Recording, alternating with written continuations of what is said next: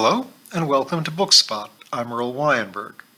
This time we will continue our reading of Between Planets by Robert Heinlein. Don has just been asked if he would like to go along with the rest of the crew on the new spaceship with the new experimental space drive for a quick stealth mission to Mars. Chapter 18, Little David. Don let his mouth drop open and left it that way. To his credit, while he had thought about it, he had never given it the slightest serious consideration. He was not conceited enough to think he would be allowed to hitch a ride just to suit his personal wishes on this trip. Phipps went on. Frankly, I'm doing it to get rid of you, to put you on ice, safe from the Federation's inquisitors until it no longer matters. But I think I can justify it. We want to train as many as the little David can carry on this trip as cadres for more ships. But my choice is limited. Most of our group here are too old, or they are nearsighted, narrow-chested young geniuses suitable only for laboratories. You are young, you are healthy, your reflexes are fast, I know, and you are space-wise from babyhood. True, you are not a qualified ship handler, but that won't matter too much. These ships are new to everyone. Mr. Harvey, how would you like to go to Mars and return as Captain Harvey, master of your own ship? A ship strong enough to strike at these Federation vermin orbiting around Venus. Or executive officer, at least, Phipps qualified, reflecting that in a two-man ship, Don could hardly be less. Like it? He'd love it. Don's tongue got twisted trying to accept too quickly. Then, almost at once, he was struck by a cold thought. Phipps saw from his expression that something was wrong. What's the matter? Phipps said sharply. Are you afraid? Afraid? Don looked annoyed. Of course I'll be afraid. I've been afraid so many times I'm no longer scared to be afraid again. That's not the trouble. Well, what is it then? Speak up. It's just this. I'm still on active duty. I can't go gallivanting off 100 million miles or so. Properly speaking, it would be desertion. Why, when they laid hands on me, they'd probably hang me first and ask questions afterward. Phipps relaxed. Oh, perhaps that can be managed. You let me worry about that. It could be managed. It was only 3 days later that Don received new orders, written this time and delivered by devious means he could only guess at. They read, to Harvey, Donald J., Sergeant Specialist First Class, via channels. 1. You are assigned to special temporary duty of indefinite duration. 2. You will travel as necessary to carry out this duty. 3. This assignment is deemed in the best interests of the Republic. When, in your opinion, your duties are completed, you'll report to the nearest competent authority and request transportation to enable you to report in person to the Chief of Staff. 4. For the duration of this duty, you are breveted to the rank of Sub-Lieutenant. J.S. Busby, Wing Colonel, brevet for the Commanding General. First endorsement. 1. Delivered via courier. Henry Marston, Captain, brevet, commanding 16th Gondola Combat Team. Clipped to the orders was a scrawled note which read, P.S. Dear Lieutenant, these are the silliest orders I have ever had to endorse. What the devil have you been up to? Did you marry one of the dragons? Or did you catch a big brass with his fingers off his number? Anyway, have fun and good hunting. Marston. Don tucked the orders and the note into his pocket. Every now and again, he would reach in and touch them. The days trickled away. The dotted line got ever closer to Mars, and the whole group got more and more jumpy.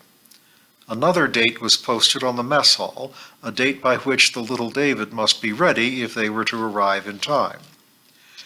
The calendar marked the deadline the day the ship was finally manned. A raised ship minus 20 minutes, and Don was still in Sir Isaac's study, his baggage, such as it was, already aboard. Saying goodbye to Sir Isaac, he discovered, was rather more difficult than he had expected it to be.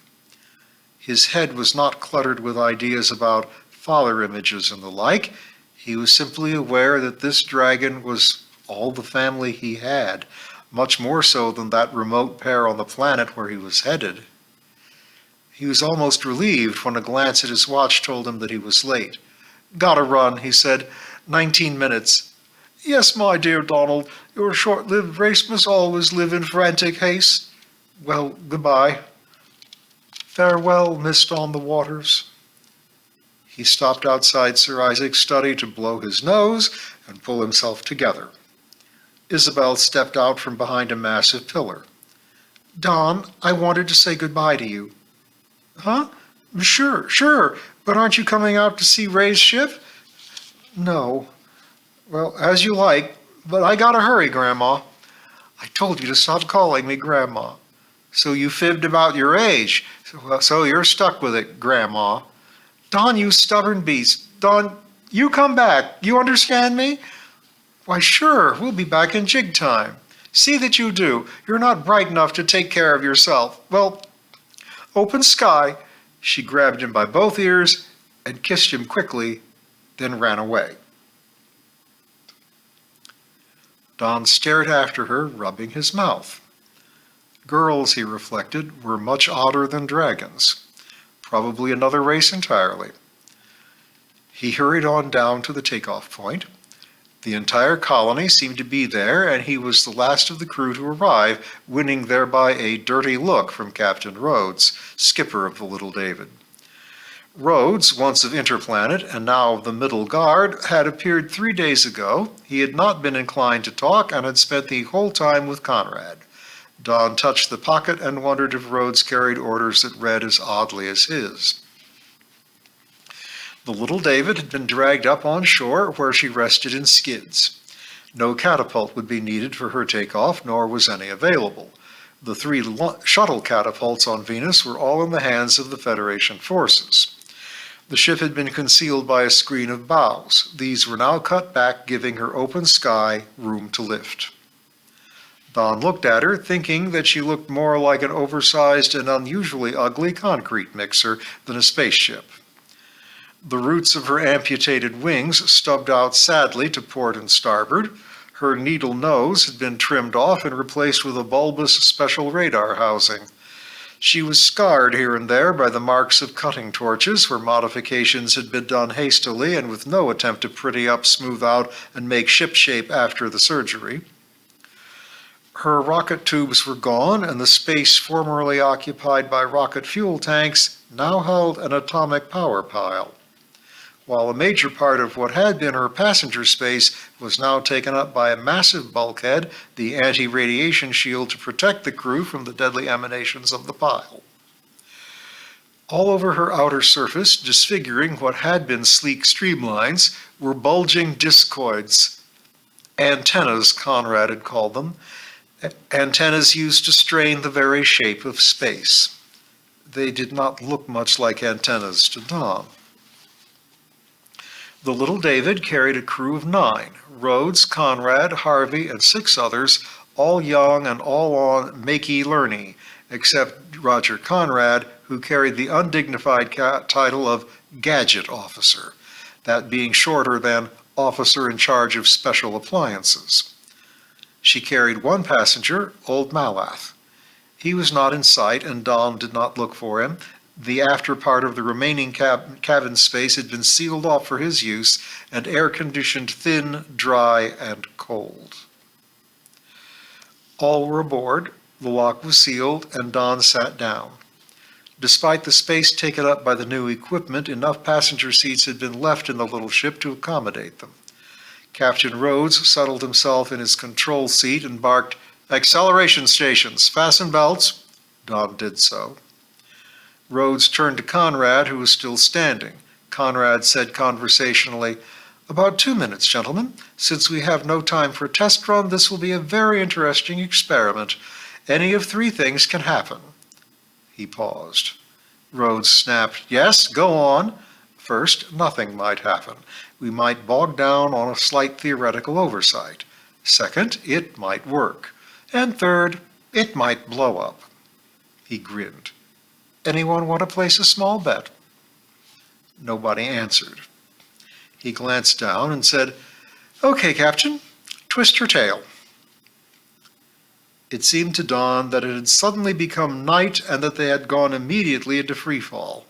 His stomach, long used to the fairly high gravity of Venus, lurched and complained. Conrad, not strapped down, was floating, anchored by one hand to his control board. "Sorry, gentlemen," he said, "slight oversight. Now let's adjust this locus to Mars normal as an accommodation to our passenger." He fiddled with his dials. Don's stomach went abruptly back into place as a quite satisfactory weight of more than 1/3 G took over. Conrad said, "Very well, Captain, you can let them unstrap." Someone behind Don said, "What's the matter? Didn't it work?" Conrad said, "Oh yes, it worked. In fact, we have been accelerating at about," he stopped to study his dials, "20 gravities ever since we left the atmosphere."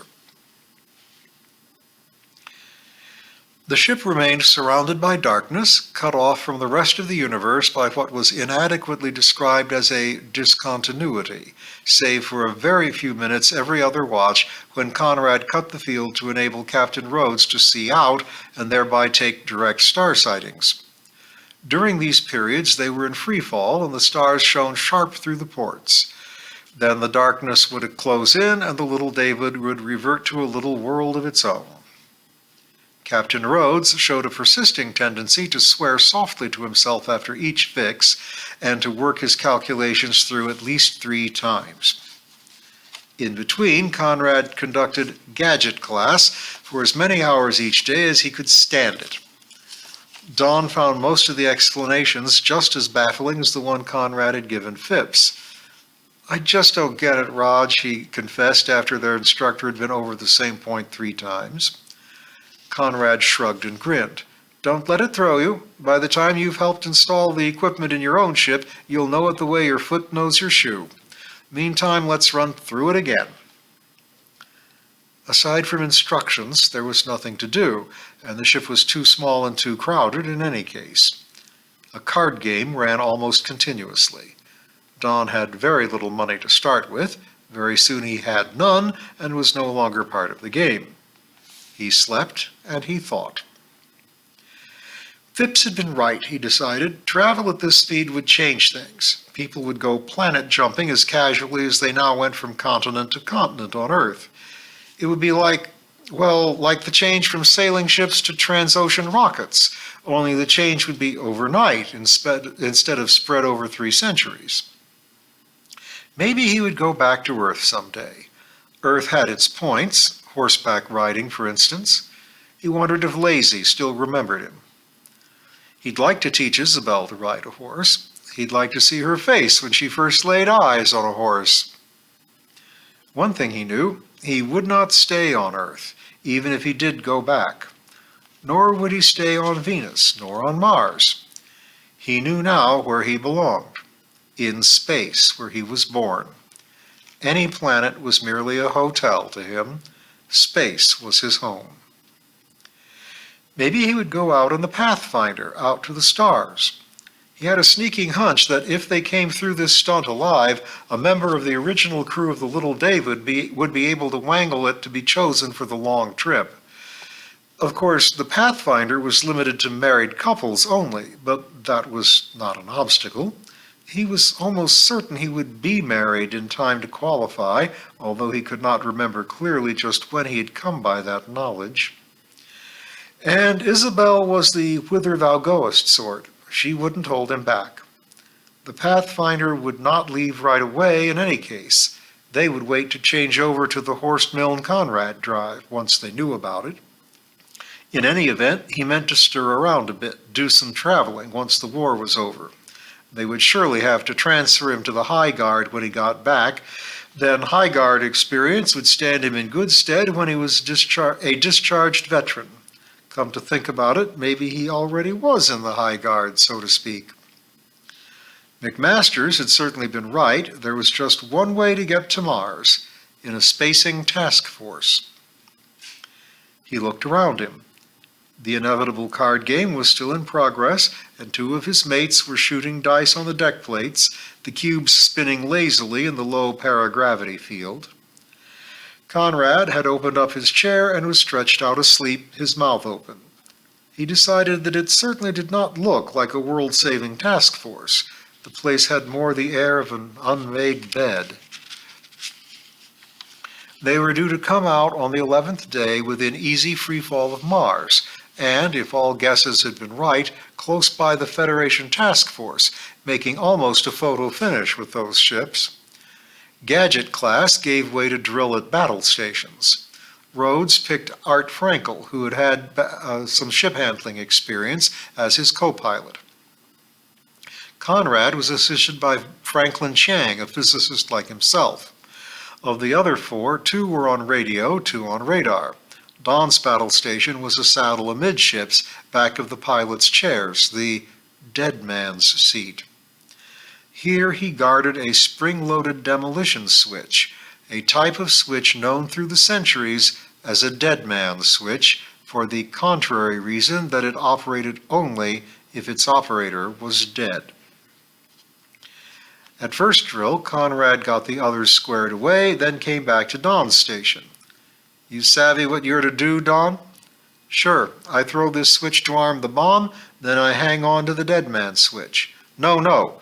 Grab the dead man switch first, then close the arming switch." "Yeah, sure, I just said it backwards." "Be sure you don't do it backwards.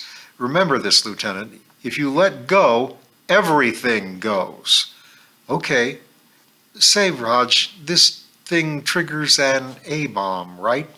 "Wrong. We should waste so much money. But the load of HE in there is plenty for this little can, I assure you. So anxious as we are to blow this packet rather than let it be captured, don't let go of that switch otherwise.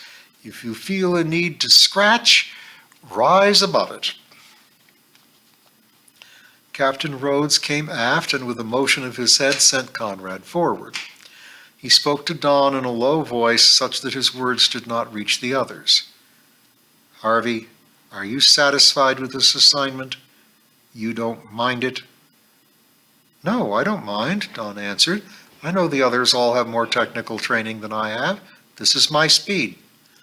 "That's not what I meant," the captain corrected. "You could fill any of the other seats except mine and Dr. Conrad's. I want to be sure you can do this job." "I don't see why not. Grab onto the switch, then close that one, and hang on for dear life. It sure doesn't take any higher math to do that. That's still not what I mean." "I don't know you, Harvey. I understand you have had combat experience. These others haven't, which is why you have this job. Those who do know you think you can do it. I'm not worried that you might forget to hang on. What I want to know is this: if it becomes necessary to let go of that switch, can you do it?" Don answered almost at once, but not before there had been time for him to think of several things. Dr. Jefferson, who had almost certainly suicided, not simply died. Old Charlie, with his mouth quivering but his cleaver hand steady and sure, and an undying voice ringing through the fog, "Venus and freedom." "Guess I can if I have to." "Good. I'm by no means sure that I could. I'm depending on you, sir, if worst comes to the worst, not to let my ship be captured." He went forward. Tension mounted. Tempers got edgy. They had no way to be sure that they would come out near the Federation task force. That force might be using something other than what was assumed to be the maximum performance orbit. They could not even be certain that the Federation forces were not already on Mars, already in command, and difficult to dislodge. The Little David's laboratory miracles were designed for ship-to-ship encounter in space, not for mopping up the surface of a planet. Conrad had another worry, one that he did not voice, that the ship's weapons might not work as planned. More than any of the rest, he knew the weaknesses of depending on theoretical predictions. He knew how frequently the most brilliant computations were confounded by previously unsuspected natural laws. There was no substitute for test, and these weapons had not been tested. He lost his habitual grin and even got into a bad-tempered difference of opinion with Rhodes as to the calculated time of coming out. The difference of opinion was finally settled. A half-hour later, Rhodes said quietly, "It's almost time, gentlemen. Battle stations." He went to his own seat, strapped himself in, and snapped, "Report. Co-pilot, radio, radar, special weapons, dead man," Don finished. There was a long wait while the seconds oozed slowly away. Rhodes spoke quietly into a microphone, warning Malath to be ready for freefall, then called out, "Stand by."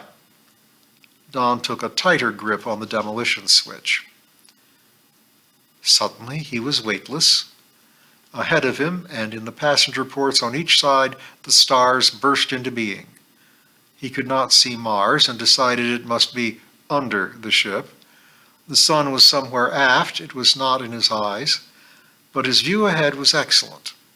The little David, having begun life as a winged shuttle, had an airplane-type conning port in front of the piloting chairs. Don's position let him see clearly as Rhodes and his co-pilot, and much better than could the others. "Radar?" inquired Rhodes. "Take it easy, Skipper. Even the speed of light is... blips. Coordinates and range. Theta 357.2, phi minus 0.8, range radius 680. I'm feeding it in automatically," Conrad cut in sharply. "Tracking? Not yet. Range? No, I think we should sit tight in close range as much as possible. They may not have seen us." They had slowed their headlong flight earlier to permit maneuvering. Nevertheless, they were closing with the blips at more than 90 miles a second. Don strained his eyes to try to make out the ships, if such the radar reflections were. No use. His protoplasmic scanners were no match for electronic ones. They stayed that way, nerves on edge and stomachs tight, the range steadily closing, until it seemed that the blips must not be the task force, perhaps were even some wandering uncharted asteroid, when the radio alarm, sweeping automatically the communications frequencies, clangingly broke the silence. "Get it," shouted Rhodes. "Coming up." There was a short wait. "They demand that we identify. There are babies, all right. Switch it over here." Rhodes turned to Conrad. "How about it?" "I ought to be closer. Stall 'em." Conrad's face was gray and wet with sweat. Rhodes touched a key and spoke into the mic. "What ship are you? Identify yourself." The answer was amplified through the horn over the captain's head. "Identify or be fired upon." Rhodes glanced again at Conrad, who was too busy to look back. Rhodes spoke into the mic. "This is the destroyer Little David, commissioned privateer, Venus Republic. Surrender immediately." Don strained his eyes again. It seemed to him that there were 3 new stars dead ahead.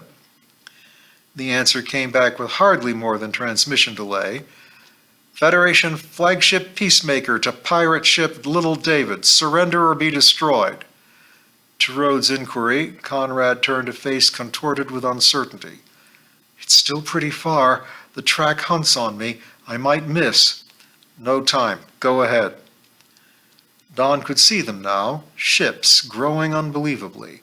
Then, most suddenly, one was a silver globe, then a second, and a third. A cluster of incredible gargantuan Christmas tree ornaments where there had been 3 mighty warships. They continued to swell, drew to the left, and flashed past. The battle was over. Conrad sighed shakily. "That's all, Captain." He turned and said, "Don, you'd make us all feel easier if you'd open that arming switch. We're not going to need it." Mars swam below them, ruddy and beautiful. Schiaparelli Station, IT&T's powerful interplanetary radio, had already had a silvery hat placed on it to guard the secret of their strike. Captain Rhodes had spoken with a lesser station, warning of their arrival. In less than an hour they would ground near Dathon. Malath himself would come out of his icebox, no longer sick and weary, but pert as a cricket, willing to risk the warm, thick, moist air of the cabin for a view of home. Don climbed back into his battle station saddle for a better view. The fabulous canali were already plain to the eye. He could see them cutting through the soft greens and dominant orange and brick red. It was winter in the south. The planet wore its South Pole cap jauntily like a chef's hat. The fancy reminded him of old Charlie. He thought of him with gentle melancholy, memory softened by all that had gone between. Mars at last. He'd be seeing his parents, perhaps before the day was out, and give his father the ring. This was certainly not the way they had planned it. Next time, he would try not to take the long way around. The end.